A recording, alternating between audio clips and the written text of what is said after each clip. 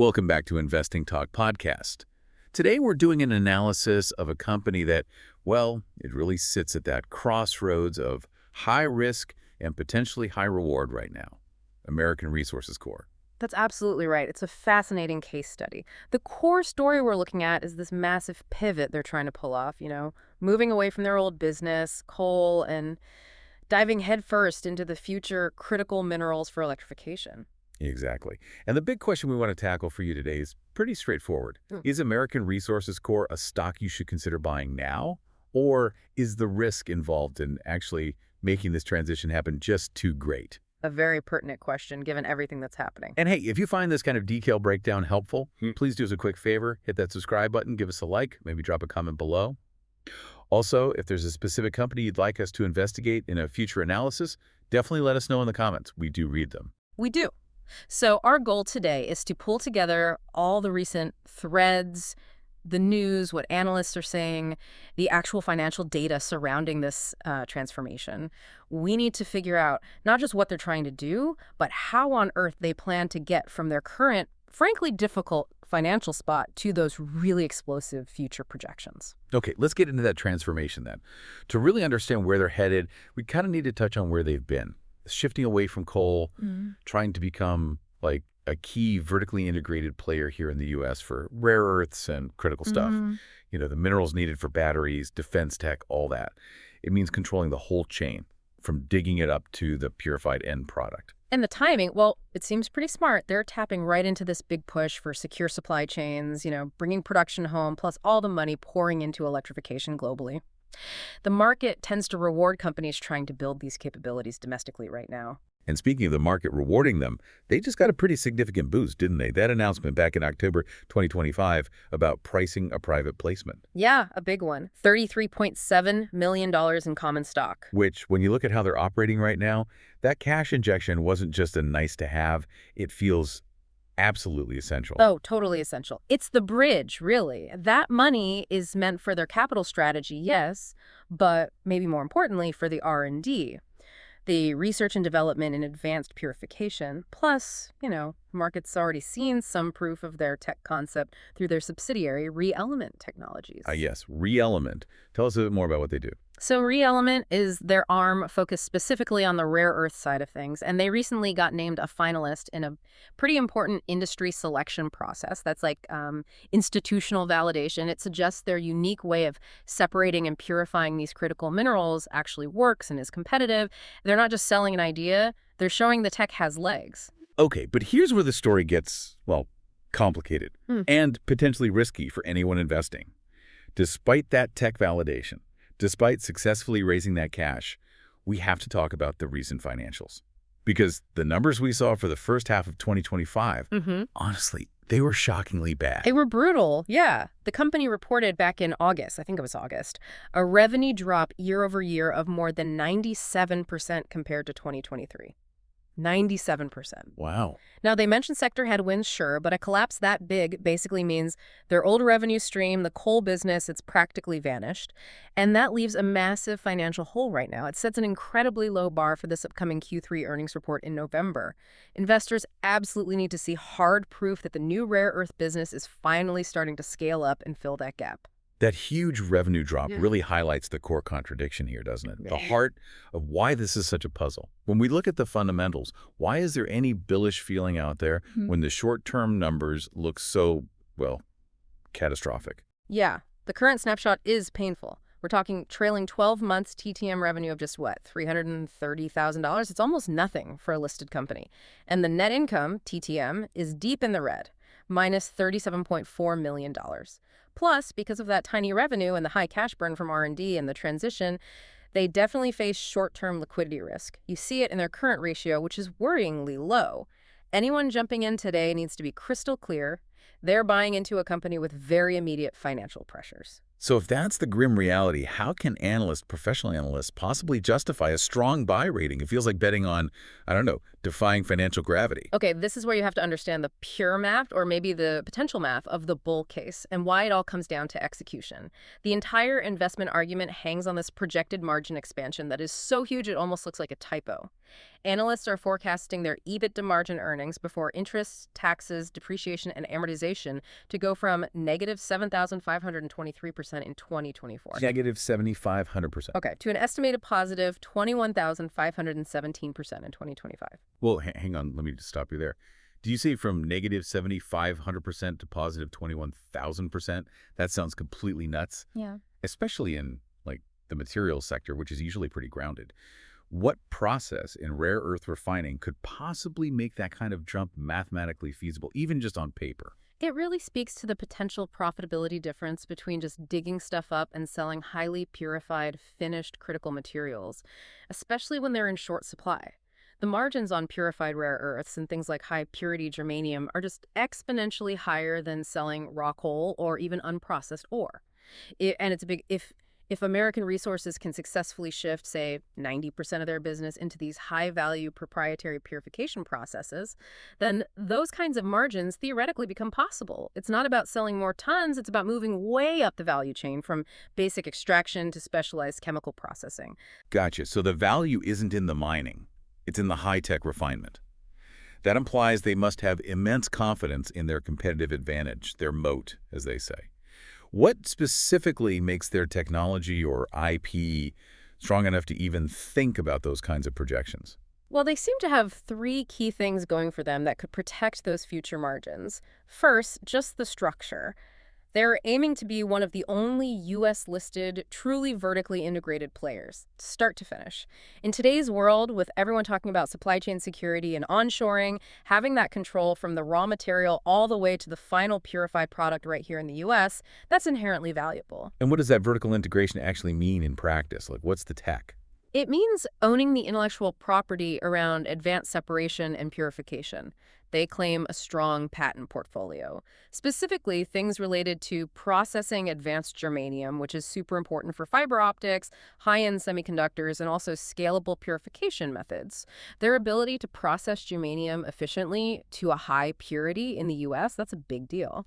And scalable purification means they could potentially ramp up production faster without needing, decade-long billion-dollar plant constructions. It helps fend off competitors who just rely on imports. So their patents and processes are kind of like a high-tech fence around those potential future profits. That's the idea. That's the moat that's supposed to protect that eye-watering 21,000% margin projection. And the third point is insider ownership. It's quite high, around 13.96%. Nearly 14%. Yeah, which usually suggests that the management team's interests are pretty closely tied to the shareholders. That's really important during a tricky turnaround like this where, let's face it, dilution from raising more capital and the risk of messing up the execution are always looming. Okay, let's pivot ourselves now. Moving from the balance sheet dreams, maybe, to what the market is actually doing. If the fundamentals are this tightrope walk, what do the technical charts and market sentiment look like? Well, the market action definitely reflects the volatility of this whole story. As of, let's say, mid-October 2025, the stock's hovering around $4.23. But look at the 52-week range. It's gone from a low of just 38 cents up to a high of $7.11. Wow, yeah. That tells you right there, this is absolutely not a stock for the faint of heart. Definitely not a set it and forget it type. No kidding. But the technical indicators, like moving averages, they seem to suggest that despite that wild ride, the more recent trend has been upwards, right? Well, suggesting maybe investors are buying into the future story. That's correct. Technically, the stock is trading quite comfortably above 2P levels right now. Its 50-day moving average is around $2.76, and its 200-day moving average is way down at $1.29. So quite a bit higher than both. Significantly higher. Trading above those levels generally reinforces the recent uptrend. It suggests that over the last, say, 3 months or so, buyers have been more aggressive than sellers, likely driven by that bullish sentiment about the pivot succeeding. And that technical picture seems backed up by what the analysts are saying. You mentioned a strong buy consensus earlier. Yeah, it's pretty striking. We're seeing 7 buy ratings, only 1 hold, and importantly, 0 sell ratings. To have that level of analyst conviction, especially right after reporting a 97% revenue crash, it's quite remarkable. It really is. What does that signal to you? It signals that the experts looking closely at this believe the quality of the rare earth assets and, crucially, the processing technology are real and valuable. They're focusing entirely on the future potential, not the ugly recent past. And their average price target for the next 12 months is somewhere between $5 and $5.10. Okay, so from the current $4.23, that's suggesting what? Maybe 18 to 21% potential upside in the near term. Exactly. Now, you have to balance that with the volatility we mentioned. It's been around 30.8% in the last month, which is huge. But the positive trend combined with those targets confirms investors are actively positioning themselves, probably hoping for positive news flow. Which brings us neatly to what that news might be. Looking ahead, say, over the next 3 months or so, what are the really critical catalysts investors need to have circled on their calendars? Okay, the number one absolutely make or break catalyst is the Q3 2025 earnings release that's scheduled for November 13th. This report is vital, not just the headline numbers, but the details inside. After that disastrous previous quarter, investors must see evidence of sequential revenue growth. Meaning revenue has to be significantly better than it was in Q2. Yes, it has to show an upward trajectory quarter over quarter. And just as important, they need to show they're keeping costs under control while trying to ramp up this new refining business. It's a tricky balancing act. If they don't show that sequential growth, does that just kill the whole thesis right there? Not necessarily kill it instantly, but it would certainly push the timeline for success way out, and it would raise serious doubts about management's ability to actually execute this plan. A miss on expectations there would almost certainly trigger a pretty sharp, painful sell-off in the near term. Okay, so November 13th is huge. Beyond their own reporting, are there other signals to watch, maybe from the wider market, particularly thinking about December? Absolutely. December has a couple of key dates to watch. First, you've got the rebalancing of various ETFs, exchange-traded funds. Changes there can impact trading volume and show how index providers are classifying the stock now. Second, and maybe more telling, is the institutional holdings report, usually out around mid to late December.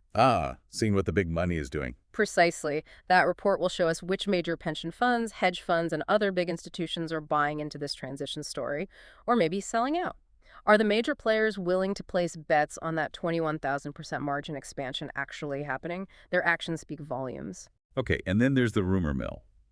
What about the unconfirmed stuff, the speculation that seems to be driving a lot of the day-to-day buzz and volatility? Right. Those are the potential game changers, the home runs people are hoping for. The market is watching very closely for any signs of a move to potentially spin off ReElement Technologies, their rare earth subsidiary. Listing it separately. Yeah, either through an IPO or just a separate listing. That could unlock a ton of value because the market would likely value ReElement as a pure play, high-growth tech company, probably at a much higher multiple than American Resources gets as a whole entity right now, dragged down by the legacy business transition. Makes sense. And what else is floating around in terms of rumors? Partnerships. That's the other big one. There are persistent rumors about negotiations for new supply agreements, particularly with major auto companies, the OEMs. If they landed a significant long-term deal to supply battery materials or other specialized high-purity elements to a major car maker, that would be huge validation. It proves they can scale, it guarantees demand, and it makes those massive revenue and margin projections suddenly seem a lot more achievable. Any other whispers? Government money, maybe? Yeah, that's the third piece of chatter. Talk about potential federal grants or awards from government programs aimed at boosting domestic critical mineral supply chains. Getting that kind of funding would be fantastic. It's non-dilutive capital, meaning they get cash without selling more stock, and it's a major government stamp of approval, which significantly de-risks the whole venture in investors' eyes. Okay, so pulling this whole complicated picture together, the rough present, the potentially dazzling future, the tech, the risks. What's the final synthesis? What's our conclusion for someone listening right now? Well, weighing it all up, our overall take remains bullish. Maybe let's rate it at an 8.5 out of 10 in terms of risk-adjusted potential. The stock's momentum right now seems entirely driven by belief in that strategic pivot, the strength of their purification tech forming that competitive moat, and, frankly, the strong analyst support that's betting on this transformation playing out successfully over the next year, year and a half. So who is this stock actually for? Is it more of a short-term trader's play or a long-term investment? You know, interestingly, it kind of works as both, which is part of its appeal, maybe. It's definitely attractive for short-term trading because you have this cluster of potential catalysts coming up very soon. You've got the Q3 earnings, potential news on partnerships, maybe spin-off talk, all potentially happening in the next 90 days or so. That creates trading opportunities. But at the same time, it could be a compelling long-term hold if you believe in the big picture, the structural growth and demand for critical minerals, and the whole theme of onshoring vital supply chains. You could potentially ride that wave for years. Okay, so that leaves us with one final, really critical thought for you, the listener, to chew on before making any decisions. Sure. Given where the company stands right now, limited cash, very real short-term liquidity risks. How much does everything, their entire future success, really depends solely on management's ability to execute flawlessly? They have to deliver on these huge growth plans. They need to manage raising more money without crushing existing shareholders through dilution. And they absolutely have to successfully turn their specialized tech into actual profitable sales over the next year. It really feels like the execution risk is the last massive hurdle in this whole ambitious turnaround story. It absolutely is. It's the ultimate test for this management team, and the market is about to get its first major report card on how they're doing come November 13th. That's really the key thing to watch right now. Indeed it is. Well, that's all the time we have for this analysis today. Thanks so much for tuning in to Investing Talk Podcast. We'll catch you on the next one.